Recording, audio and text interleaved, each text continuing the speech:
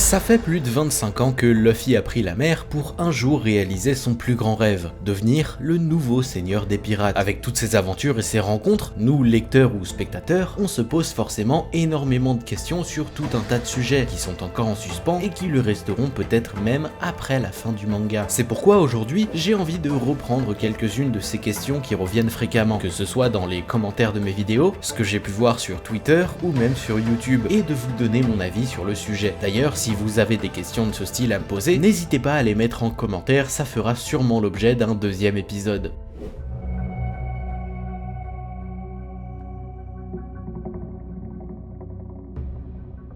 À ce jour, le Mugiwara le plus mystérieux est sans aucun doute Zoro. Ses origines, ses techniques, sa volonté de devenir plus fort nous donnent l'impression de le connaître, mais il y a en réalité une très grande part d'ombre chez le second de Luffy. En effet, quand on le voit se battre par exemple, il semble véritablement possédé par un démon, sans pitié pour ses adversaires et sans aucune émotion qui pourrait dévoiler ne serait-ce qu'une simple faiblesse. Et depuis l'ellipse, cet aspect du personnage est d'autant plus présent. La plupart de ses attaques font mention d'un démon, ses sabres prennent de plus en plus de place dans sa manière de combattre, comme on l'a vu avec Enma, l'ancien sabre d'Oden surnommé le roi des enfers, mais surtout on sent que l'aura qu'il dégage a vraiment changé. Les blagues qu'on pouvait retrouver 2 ans auparavant sont beaucoup moins présentes et il est encore plus sérieux qu'avant, mais surtout on en apprend beaucoup moins sur lui, il se dévoile beaucoup moins facilement, certainement pour accentuer le fait qu'il a un objectif et qu'il ne veut pas faire paraître la moindre faiblesse comme je le disais juste avant. Mais il y a un élément en particulier qui a beaucoup intrigué la communauté, énormément de théories ont commencé à apparaître, ce qui le rendait encore plus mystérieux. Que cache son œil fermé ?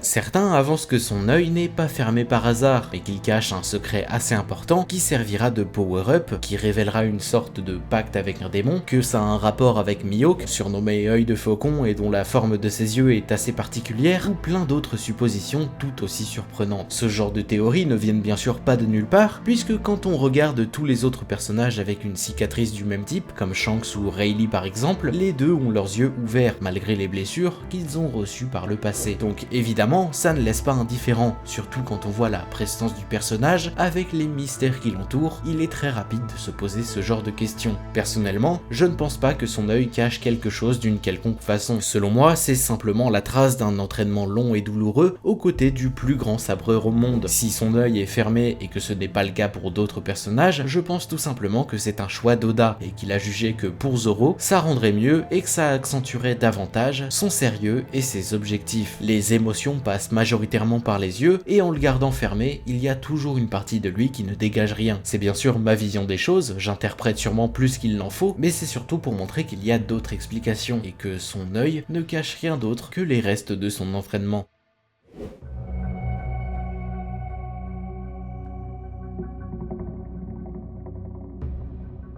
Au même titre que Zoro, Nami nous cache encore pas mal de mystères, que ce soit ses origines, qui sont ses véritables parents, pourquoi des pirates ont choisi de s'en prendre à son île natale, qui ont fait d'elle et Nojiko des orphelines, il est possible qu'on apprenne tout ça dans la suite du manga, un peu à la manière de Sanji et de la première partie de sa vie aux côtés des Germa. Il y a quelque chose qui a beaucoup été mis en avant au début de l'histoire et de son introduction, mais qui a quasiment disparu, pour ne pas dire complètement. La navigatrice des Mugiwara excelle dans son domaine, au point de pouvoir prédire les conditions climatiques d'une mer comme Grand Line, pourtant réputée imprévisible et complètement aléatoire. En effet, au fur et à mesure que Luffy et son équipage s'aventurent dans Grand Line, Nami nous a montré à plusieurs reprises qu'elle possédait une sorte de 6e sens, un sens qui lui permet de ressentir si un changement climatique approche, alors même que tout semble aller pour le mieux. C'est arrivé lorsqu'elle a volé le bateau subordonné de Baggy au chapitre 7, lorsqu'elle a prédit la tempête qui menaçait Locktown avant leur départ pour Grand Line, ou encore au chapitre 130, lorsque Vivi a remarqué cette étrange capacité. À partir de ce moment-là, la navigatrice de Luffy nous fait nous poser énormément de questions. D'où viennent ses pouvoirs et qui est-elle réellement? Rappelons également que ses véritables origines ne sont pas connues. Pour tenter de répondre à tout ça et comprendre ce qu'Oda cherche à mettre en place, on peut se pencher sur ses anciens récits, et notamment les préquels de One Piece, à savoir Romance Down.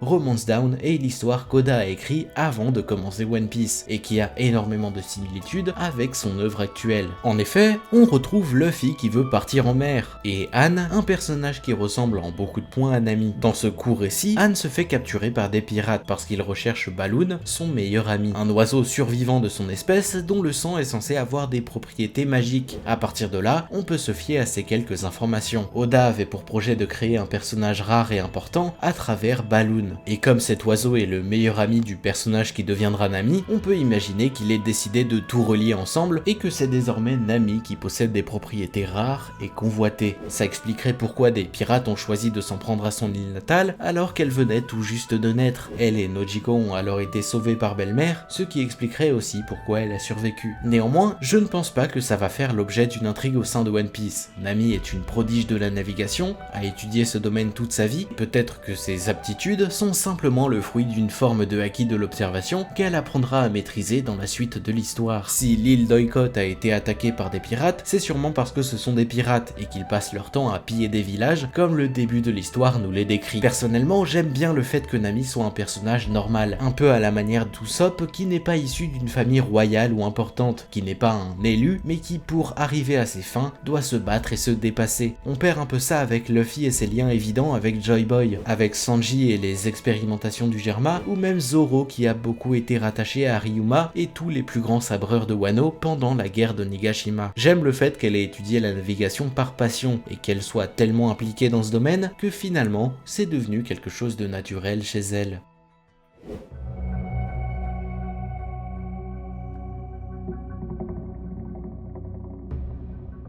C'est à la fin de la guerre de Nigashima, lorsque Luffy a battu Kaido grâce à son Gear 5, que je me suis posé une question. Est-ce que cette nouvelle forme qui lui permet de tout faire ne le rend pas invincible? Dans le sens où, est-ce que ses combats auront toujours une part de suspense, sachant que désormais, Luffy a plus ou moins les armes pour rivaliser avec n'importe quel adversaire. En effet, lors de son introduction, le pouvoir de Luffy nous est montré comme étant le pouvoir ultime. Après avoir mangé le Ito Ito no Mi de Nika, son corps s'est d'abord libéré de toute contrainte, en devenant élastique. C'est grâce à ça qu'il a pu se faire une place importante au sein du monde de One Piece. Néanmoins, l'éveil de son fruit lui offre désormais la possibilité de faire tout ce qu'il veut. À partir de ce moment-là, il n'est limité que par son imagination. On le voit avec la manière dont il a pu attraper Kaido, il peut soulever le sol pour se protéger, il peut se servir de la foudre, il a pu rentrer dans le corps du Yonko et l'attaquer de l'intérieur, devenir gigantesque, et bref, Luffy peut désormais faire tout ce qui lui passe par la tête. Personnellement, j'aime beaucoup cette nouvelle forme. Ce n'est pas seulement un power-up, c'est presque un nouveau style de combat qu'il a réussi à développer. Ces combats s'apparentent beaucoup plus à des cartoons, qui sont un peu la forme de liberté ultime, puisqu'on sait qu'il ne respecte aucune règle, et qu'il peut tout s'y passer, et je trouve que c'est le style parfait pour Luffy, et sa personnalité tout aussi loufoque et imprévisible. Néanmoins, après tout ce qu'on a vu sur Onigashima face à Kaido, je m'attendais à ce qu'Oda mette en place une limite à ses pouvoirs, afin que ses prochains affrontements aient toujours un peu d'enjeu et de suspense, et qu'on se demande jusqu'au bout si Luffy va réussir à se relever avant le verdict final de son combat. On a pu voir dans le chapitre 1045 que ça reste toujours un pouvoir très épuisant pour Luffy et qu'il lui a fallu plusieurs jours de repos après sa victoire contre le Yonko. Il est donc possible que ça lui pose problème à l'avenir et qu'on retrouve cette tension qu'on a lors de ses combats. Malgré tout, si cette question avait été légitime il y a quelques années en arrière, est-ce qu'aujourd'hui, à ce moment-là de l'histoire, c'est important de continuer de faire galérer Luffy dans ses combats? En fait, ce que je veux dire, c'est qu'on arrive à la fin de l'histoire. En battant Kaido, il est devenu empereur et les seuls personnages qui sont capables de rivaliser avec lui sont les autres Yonko et notamment Shanks et surtout Barbe Noire, qui de toute évidence sera le plus grand et le plus important de tous ses adversaires. En effet, à partir de maintenant, les combats qui restent seront, même avec un tel pouvoir, dans tous les cas très difficiles pour Luffy. Contre Shanks et sa maîtrise supposée parfaite du Haki, mais avant tout Barbe Noire et son pouvoir de défaire les utilisateurs de fruits du démon. Le combat contre l'ancien commandant de New Gate ne sera pas de tout repos et sera certainement le plus difficile qu'il va connaître. D'autant plus que la rivalité de leurs fruits respectifs va être très intéressante. Entre le fruit de Nika, le dieu de la liberté qui a permis de faire rêver les esclaves prisonniers des dragons célestes, et bien entendu le fruit de Barbe Noire, dont les ténèbres ne sont que cauchemar et destruction.